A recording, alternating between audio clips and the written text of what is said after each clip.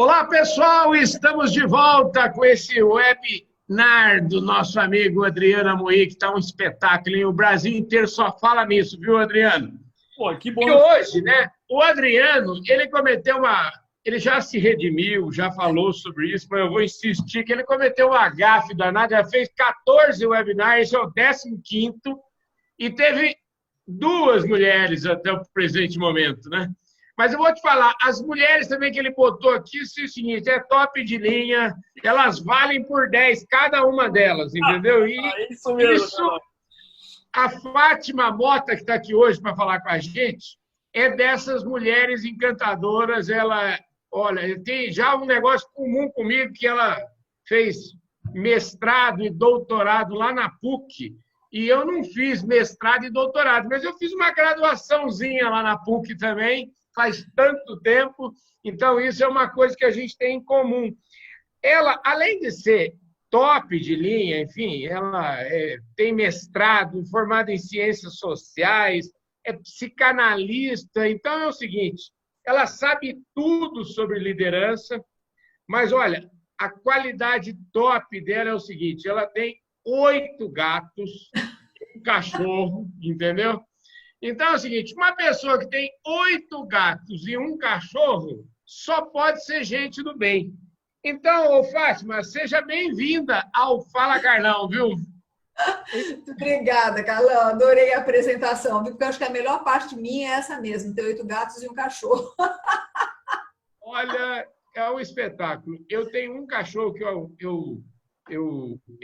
ele me adotou e demorei 54 anos para ter um cachorro. Então, eu estou apaixonado pelo cachorro e o cachorro muda realmente nossas vidas. Você falou um negócio super importante, esse convívio com a natureza. Acredite você, é o seguinte, eu era uma pessoa que viajava 25, 26 dias por mês e com essa quarentena, faz quase 50 dias que eu não viajo. Então, tirante é uma palavra que a gente usa aqui no interior, tirante o fato de que a gente é uma coisa triste esse momento por conta das pessoas que estão aí morrendo, enfim, por conta das pessoas que estão ficando doentes. Tirando isso, eu nunca aprendi tanto na minha vida quanto nesses últimos 50 dias. Eu vou dizer para você, assim, eu vou arriscar, eu sou meio exagerado, mas eu acho que eu aprendi mais nos últimos 50 dias do que nos últimos 50 anos. E eu queria saber de você, que é psicanalista, que é especialista em liderança, como é que o líder é forjado num momento tão complexo como esse que a gente está vivendo? Olha, Carlão, eu vejo que esse é o grande momento da liderança se forjar mesmo, como você está falando, porque é a hora de voltar para casa, né? Esse voltar para casa é muito simbólico. A gente não volta só para casa física, né? A gente volta para dentro. Então, um líder, nesse momento, é o momento dele olhar para ele mesmo, de reconhecer o porquê que ele quer ser líder, qual é o propósito, o que ele precisa fazer com a equipe. A questão da comunicação com a equipe é fundamental, manter esse canal aberto, de rever as suas posturas, de rever os seus posicionamentos, de rever o todo, tá? E efetivamente, parar para pensar nisso que você acabou de falar. O que eu estou aprendendo com essa história, cara? Né? Será que eu estou aprendendo mesmo? Ou será que eu continuo sem aprender? Então, é o grande momento de voltar para casa e, ao mesmo tempo, ir para fora, no sentido de estar junto com a equipe, e voltar para dentro e ir para fora, e poder construir esse novo momento. Então, o líder que fizer isso, com certeza vai sair bem.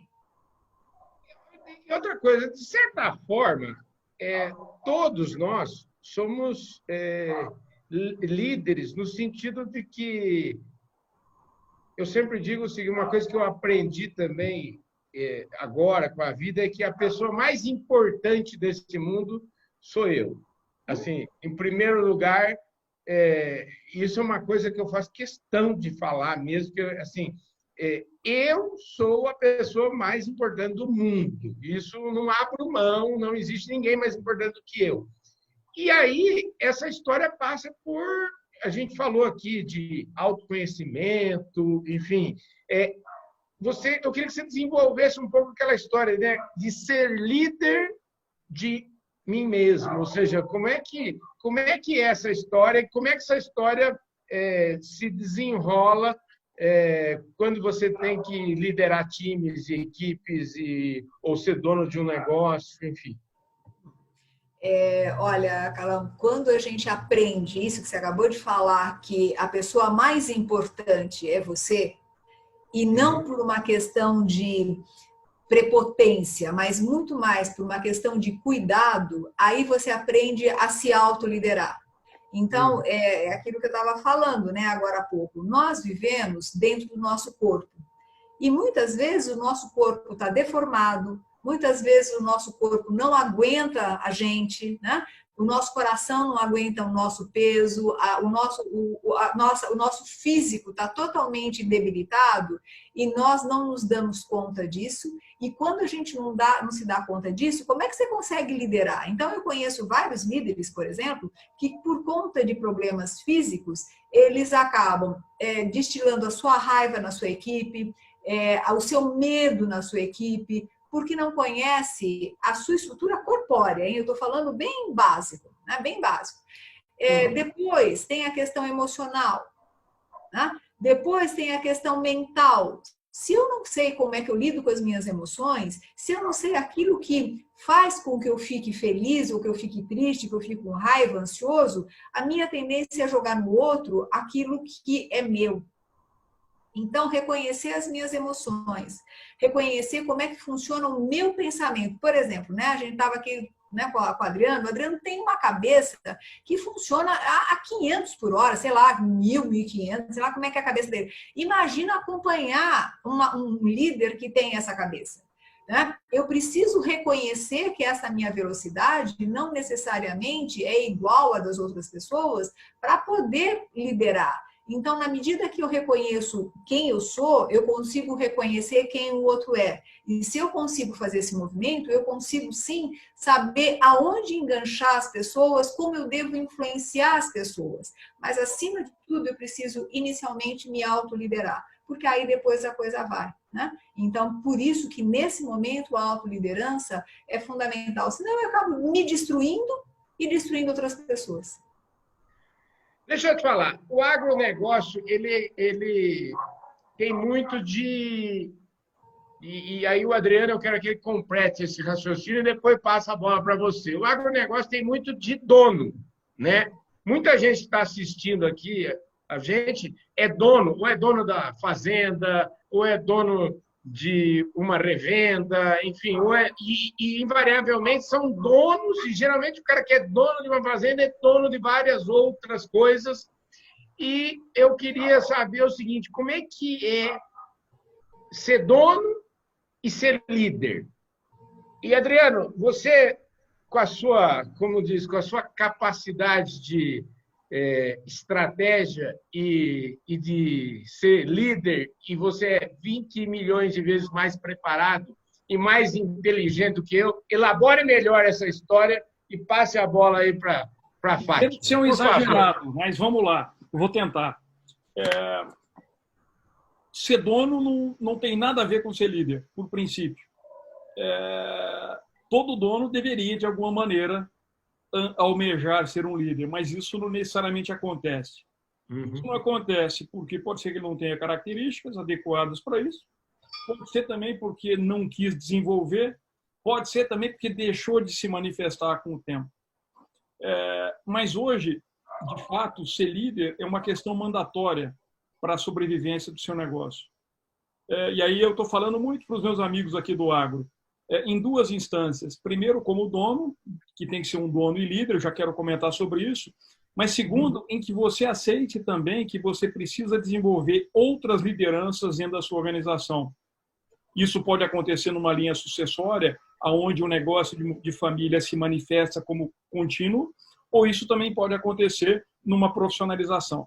eu vejo que também existe muita dificuldade em lidar com isso, porque junto com você buscar um executivo externo, que também é um líder, existe normalmente um relativo conflito, e esse conflito, que é muito bom, pode ser mal interpretado. Mas eu quero voltar na minha dica para os meus amigos do agro, que são donos.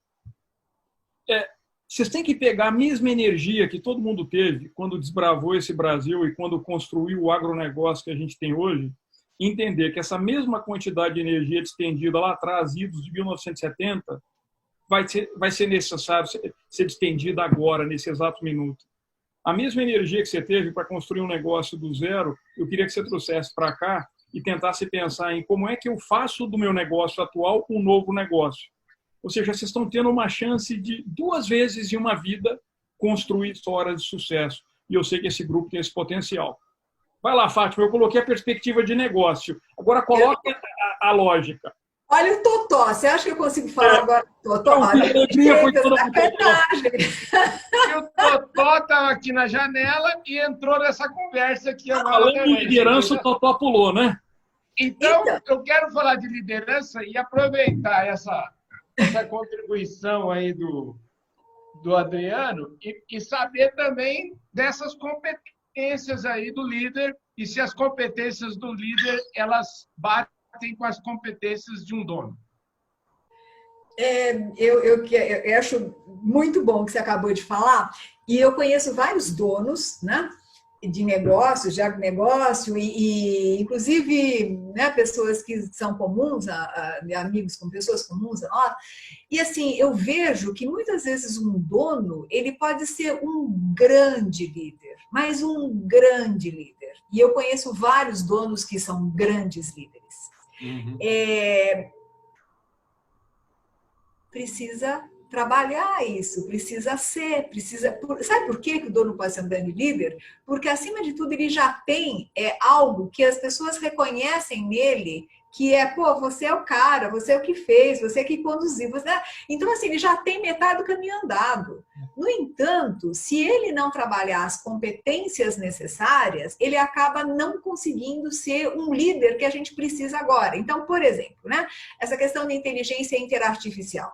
Se você ficar parado no tempo e não souber mexer nessas coisas, ou pelo menos não tiver pessoas, e aí na linha que o Adriano está falando, né, que lide com isso, ou que te ajude, que você for aberto a estratégias novas, que te abram a cabeça, você fica preso, né? E aí acaba não conseguindo ir além do jeito que você deveria ir. Então, por isso, cabe ao dono desenvolver competências como agilidade, abrir a sua cabeça, rever os modelos mentais, né? E não esquecer das coisas boas que tem. Ou seja, o carinho que ele tem pelo próprio negócio, a importância da sustentabilidade que ele já faz, porque ele tem o negócio dele ali, né? No entanto, ele precisa saber que ele não pode mandar e todo mundo obedecer cegamente, que ele precisa ouvir as pessoas, que eu acho que esse é um grande problema do dono, porque como ele é dono, ele fala, né? Eu sou dono, eu mando aqui, você tem que obedecer. Isso não existe mais, porque ele nunca vai ter boas pessoas com ele. Vai ter que sim cuidar da linha sucessória, como o Adriano falou, vai ter que trabalhar a questão da conexão maior, não só com o seu negócio, mas com um todo, né? E acima de tudo, já que ele está no agronegócio, se preocupar muito com uma coisa chamada natureza. Porque às vezes a gente esquece de cuidar de quem cuida da gente. Show de bola, hein, gente? Vocês estão gostando? Aqui, ó, até o Totó veio aqui, ficou paradinho, prestando atenção no que a Fátima está falando, porque a Fátima é uma campeã mesmo É uma maravilha ouvir você, Fátima. Deixa eu colocar uma seguinte situação. A gente tem, e acho que isso é muito comum, inclusive no agronegócio, falando, uma transição, uma geração que sai de cena, outra geração que está entrando para mandar. Fora isso lá no nível dos donos, dos líderes. E nas equipes, é muito comum a gente ter na equipe, eu falo por mim, a gente tem na equipe pessoas de 50 anos e tem na equipe pessoas de 22, de 23, de 25. Então, eu não sei, outro dia eu fiz uma reunião com o meu povo aqui e pedir o seguinte: eu acho que os mais idosos, que é o meu caso, eu me incluo nisso, a gente precisa ter, digamos assim, uma certa... ser flexível para entender as posições dos mais jovens. Por outro lado, eu acho que os mais jovens precisam ter paciência com os mais velhos também. Então, eu queria saber de você o seguinte: quais são aí as qualidades que a gente eventualmente precisa buscar para entender os mais novos e que os mais novos também precisam buscar para entender os mais velhos? Olha, eu acho que a primeira coisa, Carlão, é que a gente precisa sair dessa história de ser mais novo e ser mais velho. Uhum. Sabe? Acho que essa é a primeira coisa que a gente tem que fazer, porque eu não sei qual é a idade da sua alma. Boa. E eu não sei a idade da alma de um rapaz de 20 anos. Eu sei que agora ele tem 20 anos, mas talvez ele seja muito mais velho que eu. Então, eu acho que isso a gente tem que rever. E, claro, né, com certeza tem a questão do respeito e a questão da busca pela harmonia entre pessoas que podem se completar. E aí, eu acho que a gente tem não só o mais velho com o mais novo, mas a mulher e o homem, né? A gente tem aí toda a diversidade de gênero que está muito forte. Né? Nós temos aí a questão da questão da expressão individual, que é tão diferente. Então, respeitar o outro e saber compor com o outro, independente de idade, sexo, seja o que for, é alguma coisa que nós vamos precisar aprender. Do mesmo jeito que você está compondo aí com o Totó, sabe? A gente não aprende pra caramba com eles e a gente não tem que flexibilizar e entender. Eu acho que é um pouco isso, né? Às vezes a gente consegue fazer isso muito mais com um cachorro, com um gato e muito menos com as pessoas. É poder ter essa coisinha chamada respeito de verdade e poder entender que a colaboração constrói. Na hora que a gente entende isso de verdade, acho que a gente entra para um outro patamar de consciência. Para fechar essa conversa, porque essa conversa é ótima, entendeu? Eu acho show de bola. Eu acho que todo mundo deveria estudar psicologia, realmente. Eu estou até pensando em voltar. Se eu fosse voltar a estudar, eu ia estudar psicologia. Deixa eu te falar. Eu queria saber o seguinte: a gente está correndo um risco. Eu estou aqui há 40 dias, como eu te falo, mais de 40 dias, sem viajar, mudando um pouquinho meus hábitos, ou seja, um pouco mais focado em fazer minhas caminhadas e tal. Eu não sei se você sabe, mas eu emagreci 70 quilos sem bariátrica, 70 quilos sem bariátrica. Eu contei para ela, Carlão. Pois é. E aí, existe um negócio que é fácil de falar, eu repito muito isso, mas não é tão fácil de executar no dia a dia, que é a história assim, o valor do tempo presente, o valor do agora, nesse minuto, né? Então, eu acho que eu gosto muito de fazer esse Fala Carlão, porque eu acho que eu gosto tanto de fazer essas entrevistas que eu esqueço do resto, esqueço do mundo, e aí tá legal. Então, eu queria que você refletisse isso e a importância de, especialmente nesse tempo, a gente corre o risco, se não se policiar, de trocar o trânsito de São Paulo pelo trânsito de lives. E a gente corre o risco de chegar atrasado nas lives e colocar 10 mil coisas para fazer num dia que só cabe 2. Então, eu queria que você, para a gente fechar esse papo, eu queria que você falasse sobre isso. O Totó quer te beijar, tadinho. Aí. Olha, aí que tá, né? Porque às vezes a nossa busca pela fuga é tão grande que a gente troca um trânsito pelo outro, né? Porque no fundo a gente foge da gente mesmo. Então, eu estava fazendo uma live outro dia, com uma roda de diálogos de líderes, eu estava fazendo, e um líder disse uma coisa para mim que eu achei o máximo. Ele é uma pessoa que veleja. E aí ele falou assim: olha, Fátima, uma vez eu estava fazendo a travessia de São Paulo para o Rio e estava muito ruim, né?